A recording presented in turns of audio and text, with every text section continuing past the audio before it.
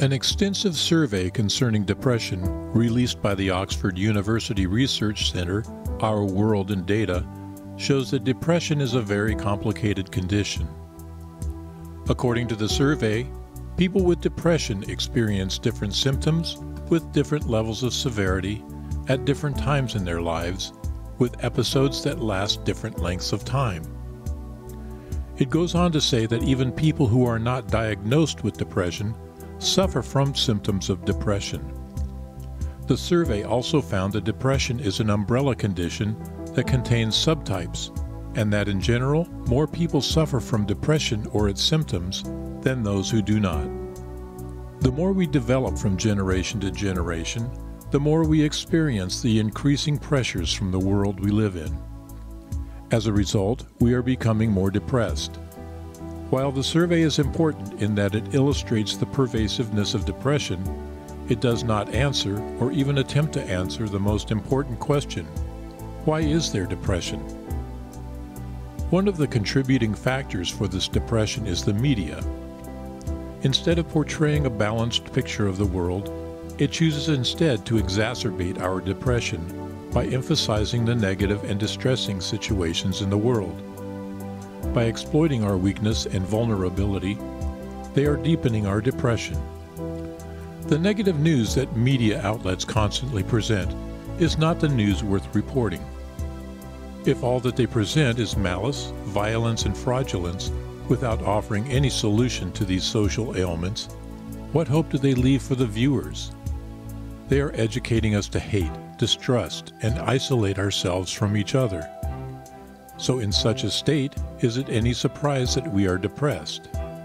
In today's society, the media, through all its channels, is humanity's primary educator. It molds us and shapes us however it wishes, by showing us what it wants us to see and hiding from us what it doesn't want us to know, based on its own interests. Therefore, what is happening in humanity today is first and foremost a direct result of the actions of the media. We should not delude ourselves. The news we see, the stories we read and watch, and the information that percolates into our phones and computers are all monitored and manipulated to make us feel miserable and helpless. By doing so, the media tightens its grip on us, and this is what they really want. When we are depressed, we buy more stuff in order to compensate for our dejection. When we are depressed, we take medications, drugs, and do anything we can to alleviate the gloom.